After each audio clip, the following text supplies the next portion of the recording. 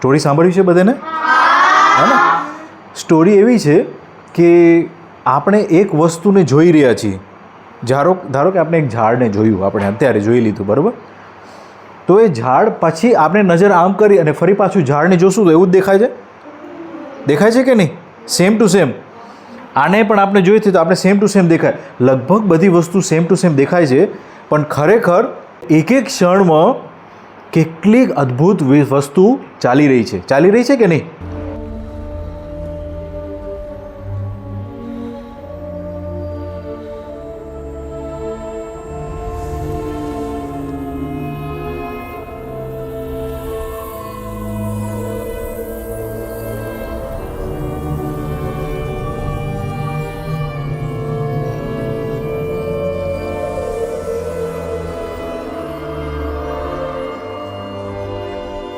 બરાબર ને?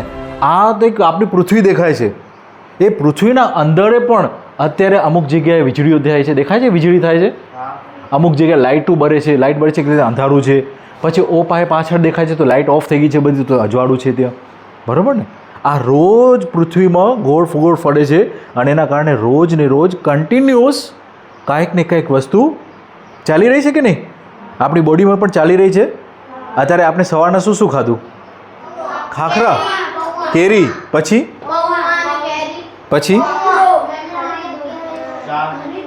ચા. હા, ઓકે. તો હવે એ વસ્તુ બધુંનું શું થાય છે? અત્યારે ડાયજેશન થાય છે. અચ્છા, ડાયજેશન થઈને પછી બધી ન્યુટ્રિયન્ટ્સ એમાંથી એબ્ઝોર્બ થઈ પછી ક્યાં જતા રહેશે? બ્લડ સિસ્ટમમાં, આપણા હાથ પેર, નાખૂન, બધે નાક વાળ બધું ઉગાવવામાં બધી વસ્તુ ચાલી રહી છે કે નહીં? આપને પણ મોટા થઈ રહ્યા છીએ, મોટી થઈ રહી છે ને. 1 વર્ષ પહેલાં આપણે ક્યાંક અહીંયા હશું, પછી વર્ષ પછી અહીંયા આવી ગયા, પછી 5 વર્ષ સુધી મારી હાઈટ જવા આવી દેશો તમે બધે. ખ્યાલ આવ્યો? તો એ બધી વસ્તુ ચાલી રહી છે. એવી નામ જ આખી પૃથ્વી. એમાં એક કહી નહીં શકાય કે આપણે ઓક્સિજન સાયકલ જ સાચી કે વોટર સાયકલ જ પણ સાચી. બધી વસ્તુ બીજી વસ્તુ સાથે સંકળાઈને ચાલી રહી છે. ખ્યાલ આવ્યો? એને સહઅસ્તિત્વ કહેવાય. સહઅસ્તિત્વ મતલબ કોએક્ઝિસ્ટન્સ. ઇંગ્લિશનો વર્ડ છે કોએક્ઝિસ્ટન્સ. એનો હિન્દી કે ગુજરાતી આપણે કહી શકીએ સહઅસ્તિત્વ. જેમ કે ઓક્સિજન સાયકલ કાર્બન સાયકલથી સંકળાયેલી છે અને એના સાથે પણ વોટર સાયકલ. અત્યારે પાણી જ ન પડ્યું હોત, વરસાદ નથી હોતો, પછી આ બધી ઓક્સિજન સાયકલ કાર્બન સાયકલ કોઈ મતલબ નહીં. ખરી વાત ને?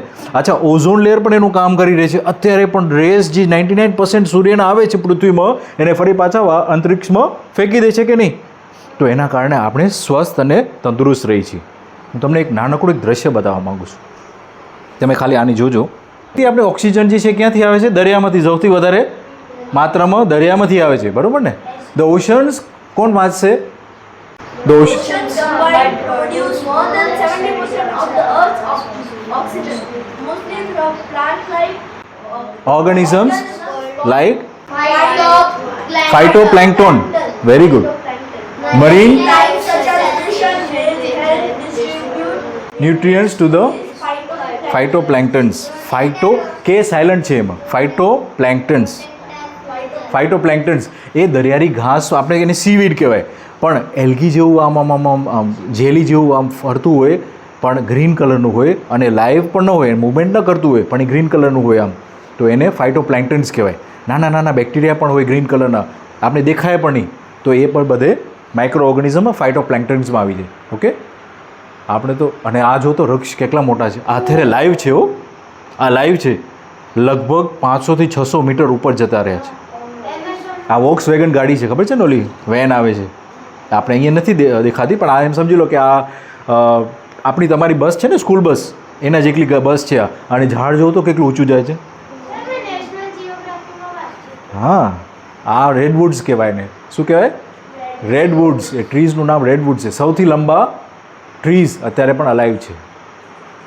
મને તમને છે ને આ દ્રશ્ય બતાવવું છે. જુઓ તો આ પૃથ્વી આપણી દેખાય છે અહીંયા. આ પૃથ્વી દેખાય છે. એમાંથી આ ગોળ કંઈક લાઇન્સ દેખાય છે તમને. મેગ્નેટિક ફિલ્ડ્સ છે. Very good. એ મેગ્નેટિક ફિલ્ડ્સ કેમ બને છે? North pole, geographic north pole is the technical south pole. યા મેગ્નેટિકલી સાઉથ પોલ એમ કહી શકાય. મેગ્નેટની દ્રષ્ટિએથી સાઉથ પોલ છે. જોગ્રાફીની હિસાબે north pole is a magnetically south pole, બરાબર ને? ઠીક છે. હવે આ લાઇન્સ બની કેમ આમ? આ મેગ્નેટ આવ્યું ક્યાંથી? આપણે ખબર છે અર્થ બહુ મોટું મેગ્નેટ છે, મેગ્નેટ આવ્યું ક્યાંથી? કેમ બને છે? અચ્છા, મેગ્નેટ બની જાય છે તો બગડી કેમ નથી જતું? આ જો તો કેટલું મસ્ત મજાનું સૂર્યના કિરણો આવે છે અને એને કંઈક રોકી રહ્યું છે, એ રોકડી કર્યું છે. ઓઝોન તો એના અંદર, અરે બાપરા, ઓઝોન તો આના ઉપર છે, અહીંયા બહુ જ પાતળી પર જ છે પૃથ્વી સાથે.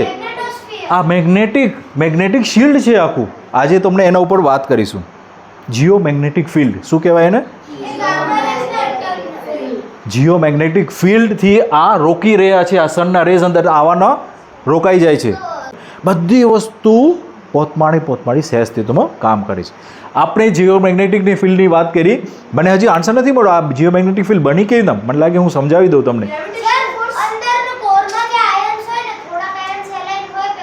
હા હા, અલાઇન થાય છે, વાત સાચી, પણ કોરમાં આયરન છે, બસ ત્યાં સુધી રાઈટ છે. પણ કોરમાં આયરન શું કરે છે? પૃથ્વીમાં ભૂકંપ થાય છે. અરે ભૂકંપ થાય છે શેના કારણે થાય છે? Very good. આ ટેક્ટોનિક પ્લેટ્સ છે, બરાબર? લેફ્ટ ને રાઈટ એ સમજવાનું આપણે. બે ટેક્ટોનિક પ્લેટ છે, એક આ પ્લેટ છે ને એક આ પ્લેટ છે.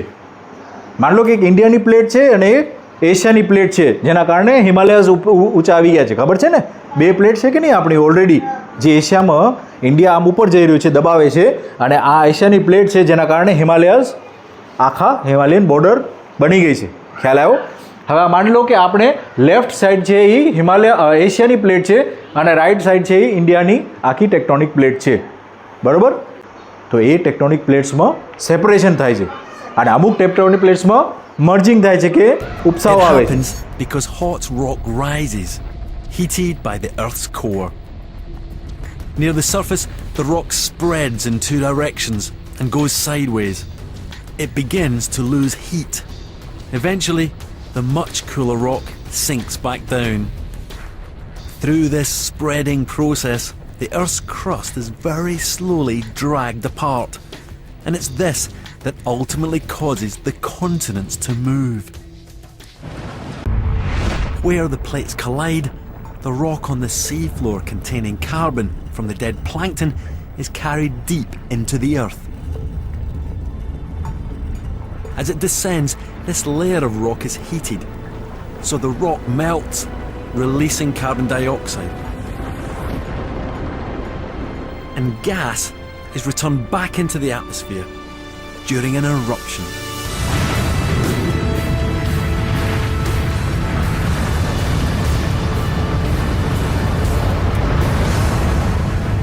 The remarkable cycle is complete.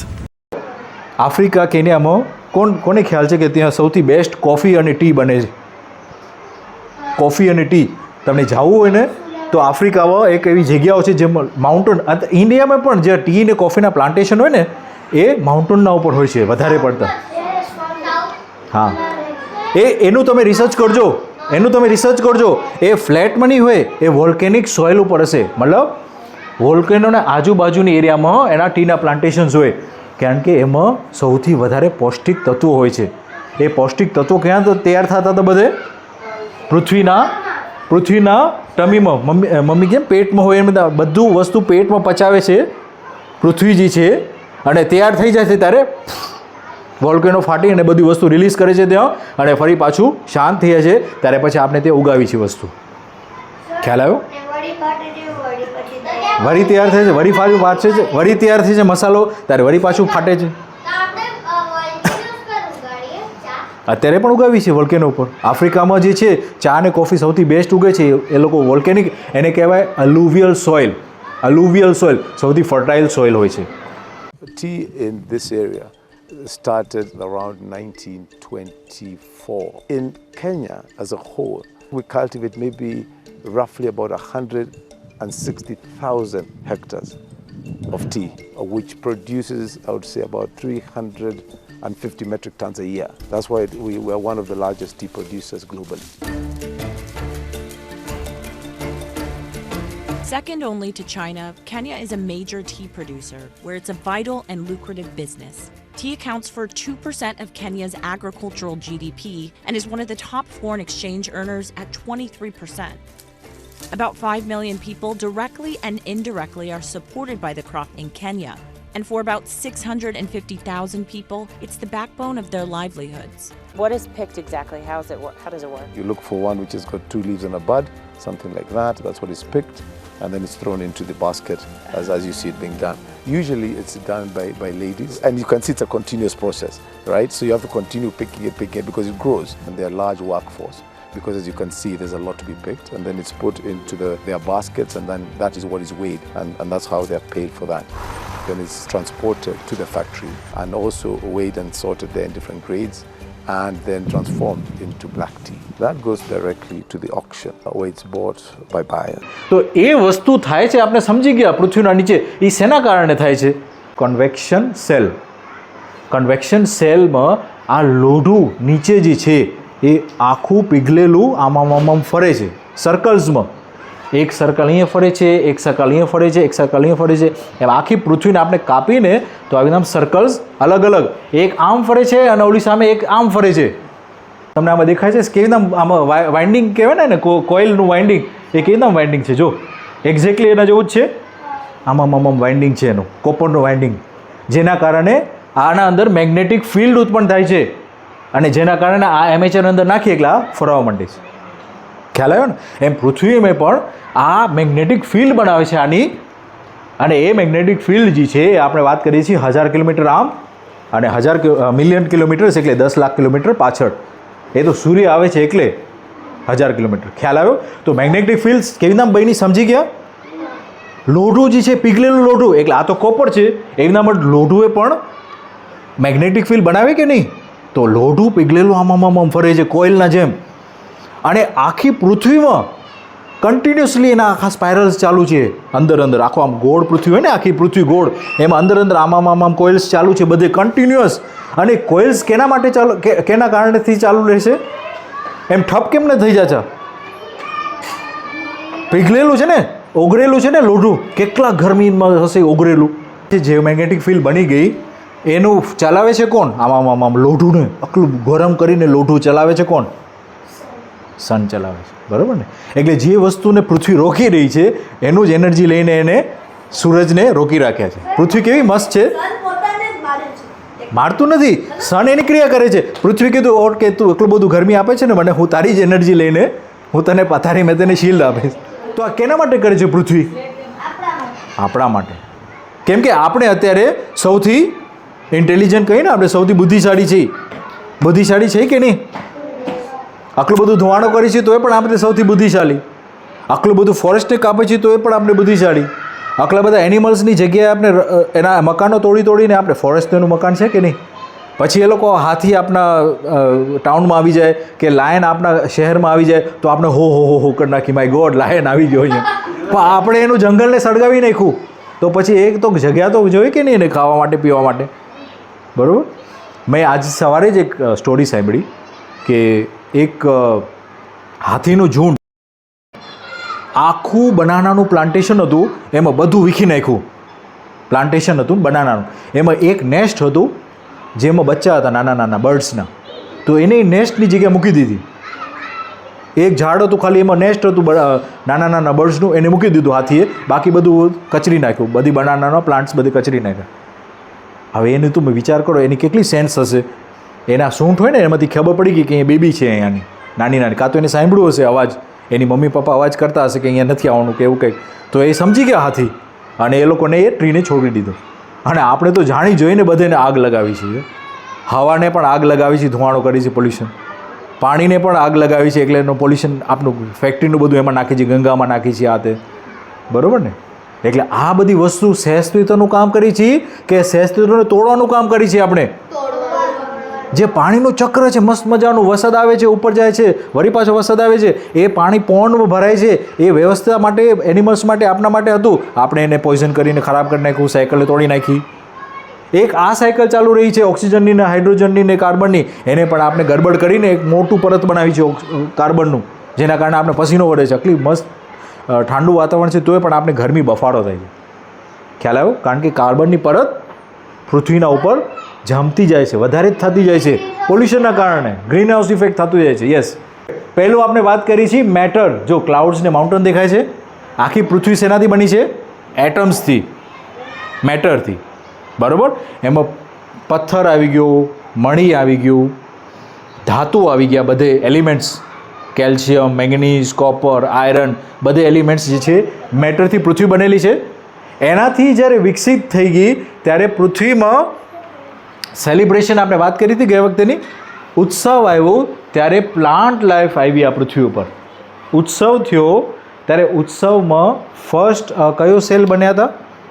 Single cell organism. પછી એ એડવાન્સ થઈને મલ્ટી સેલ્યુલર ઓર્ગેનિઝમ્સ થયા અને એના પછી એનિમલ્સ આવ્યા ઉત્સવમાં. બરાબર? એનિમલ્સમાંથી અમુક જાતિઓ ઉત્સવિત થઈ અને પછી માનવજાત આવી. માનવજાત દેખાય છે તમને તે ઉપર? હ્યુમન્સ. ના, રિપીટ નથી થાય છે, એ તો મેં વાત કરી. બધી વસ્તુ સહઅસ્તિત્વમાં સંકળાયેલી છે. મેટરથી આજે આપણે સવારે પાણી પીધું કે નહીં, તો એ કેમાં ગણાય? મેટરમાં ગણાય ને પાણી. આ છે આપણે આ રોટલી કેવું કંઈ ખાધું, તો એ કેવી રીતના બની? રોટલીનું પ્લાન્ટ્સમાંથી બની ને, ઘઉંથી. તો આપણે આવ્યું કે નહીં? બરાબર? અચ્છા, એને પછી એના સાથે ચાય કે દૂધ કે પીધું? આવ્યું ને દૂધ. તો એનિમલમાં આવી ગયું દૂધ. આપણે ખ્યાલ આવ્યો? બધી વસ્તુ સહઅસ્તિત્વમાં સાથે જકડાયેલી છે. બધી વસ્તુ સહઅસ્તિત્વમાં આવી છે અત્યારે આપણે અલાઈવ છીએ. ગાય ક્યાંક જગ્યાએ પોદરો કરે છે એટલે એના કારણે ફર્ટિલાઇઝર મળે છે એને, અને એ પછી નીચે જઈને પછી પ્લાન્ટ્સ બને છે. બને છે કે નહીં? ખેતી કોણ કરે છે? આપણે ગઈ વખતે પણ વાત કરેલી. એ લોકો છાણિયું ખાતર નાખે કે નહીં વાડીમાં? હા, તો એ ખાતર પોસ્પરસ છે. હા, અળસિયા પણ એને ખાય છે. Yes, question.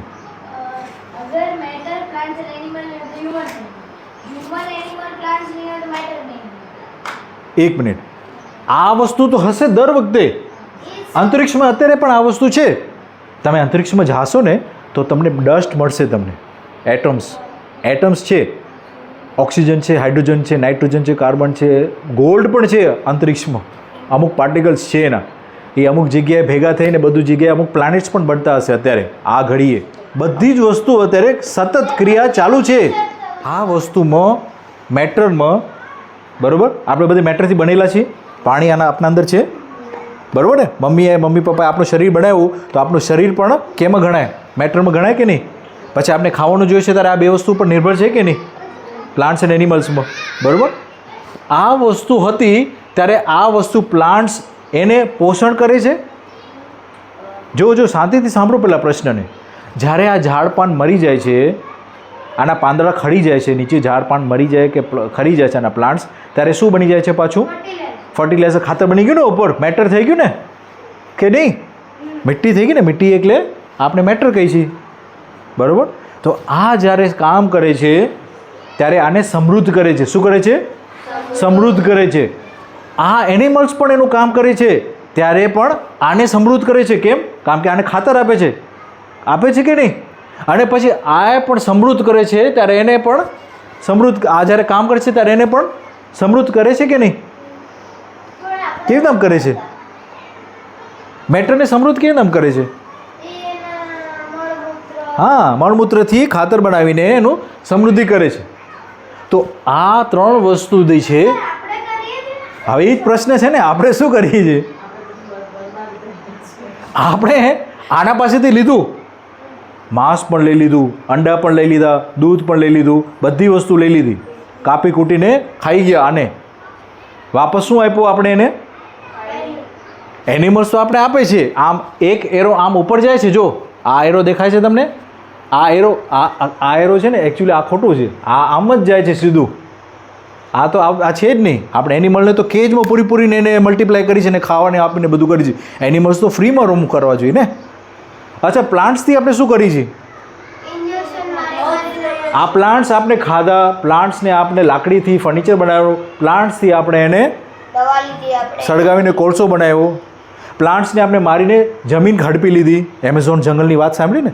ત્યાં જંગલમાં આગ લગાવીને પછી એટલી બધી જગ્યામાં ઓપન થઈ ગઈ, પછી ત્યાં બાંધકામ ચાલુ થઈ ગયું છે. તો પ્લાન્ટ્સની જગ્યાએ આપણે બધું એ લઈ લીધું.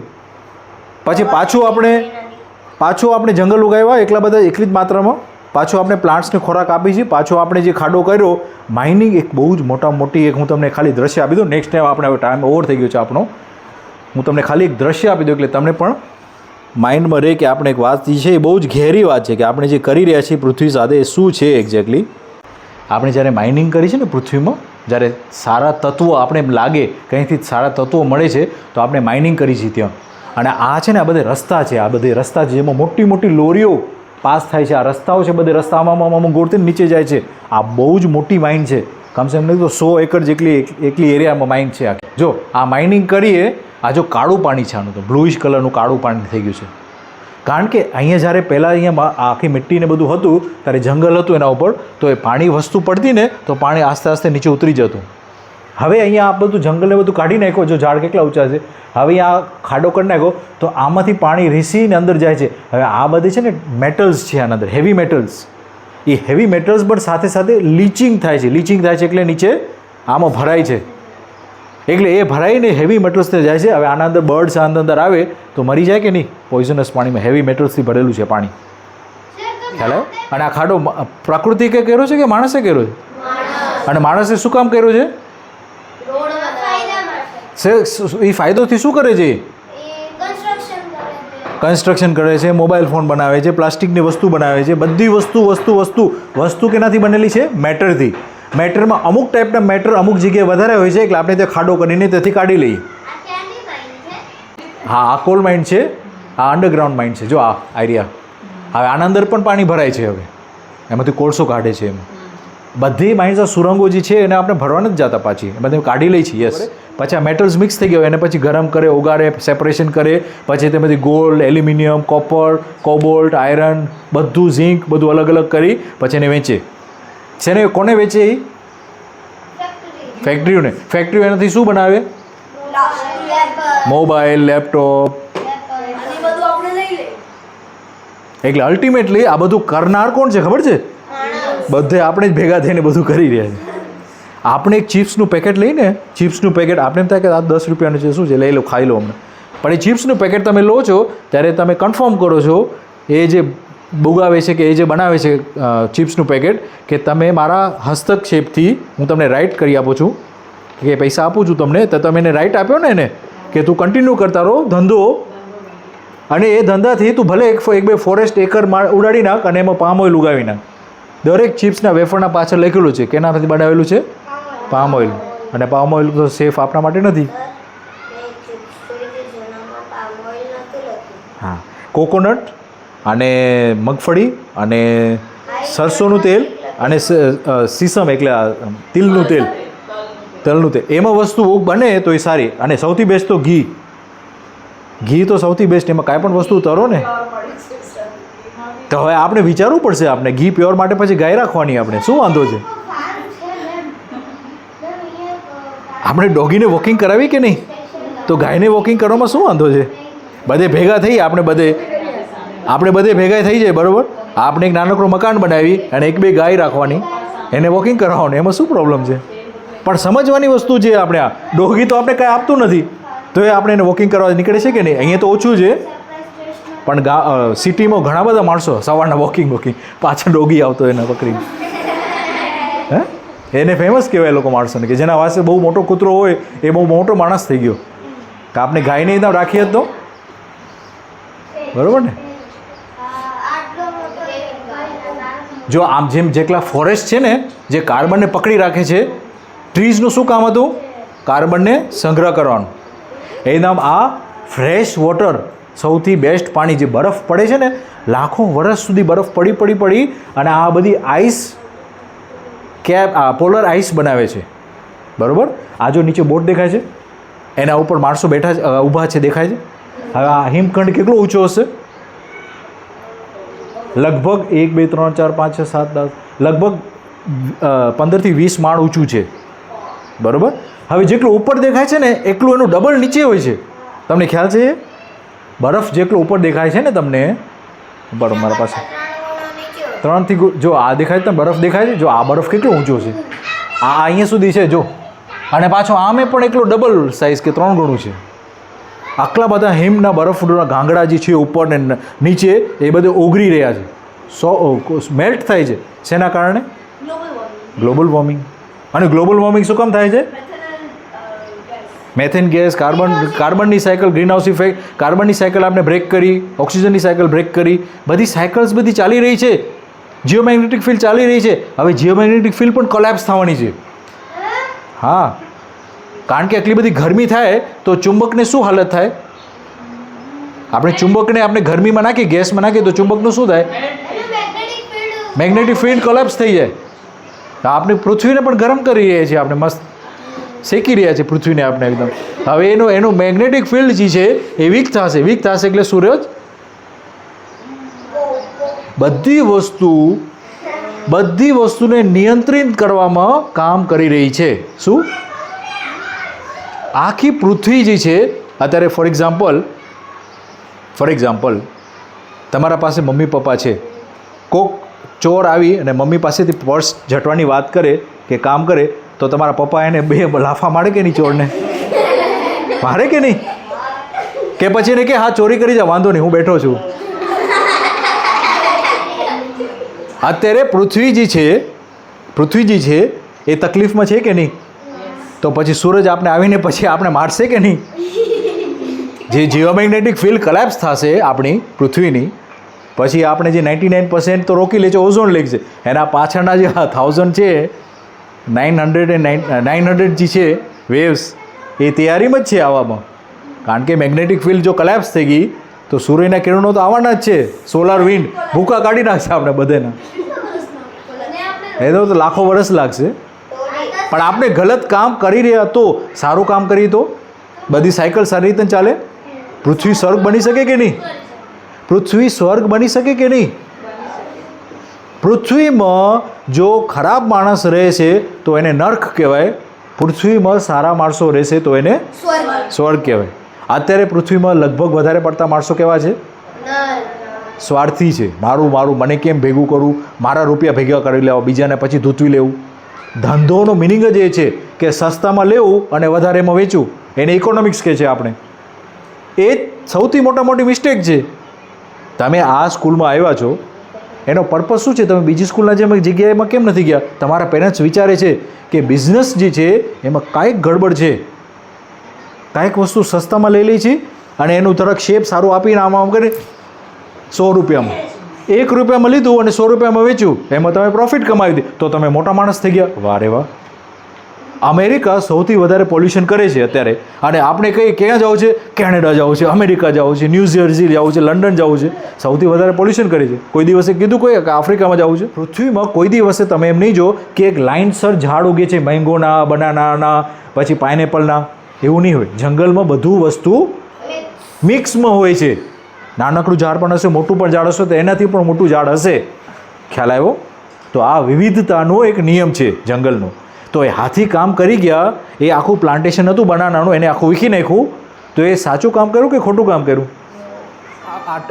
આ ડેશ છે એને ખાઈ જશે, ટર્માઇટ ખાઈ જાય કે નહીં લાકડાને, તો એને સારું કામ કર્યું કે ખોટું કામ કર્યું? ઉદય, એની દૃષ્ટિકોણથી આ લાકડું મરેલું છે, તો લાકડું મરેલું હોય તો એની દૃષ્ટિકોણથી શું કરવાનું છે? આનો ભૂકો કરીને લાકડુંને પાછું મેટરના ફોર્મમાં લઈ આવવાનું છે. મેટર, પ્લાન્ટ, એનિમલ્સ અને હ્યુમન્સ. ખ્યાલ આવ્યો? જ્યારે આપણે કહીએ છીએ વેરી ગુડ. તો હવે એ આપણે કરવું છે કે નહીં એ આપણે વિચારવું પડશે.